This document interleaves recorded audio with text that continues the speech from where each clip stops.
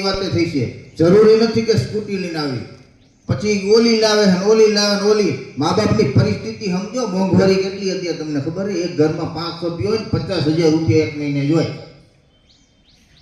જરૂરી નથી આ બધું અત્યારથી.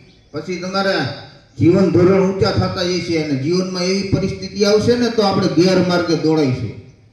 અત્યારે તમે ખર્ચા મંડો કરવા. અત્યારે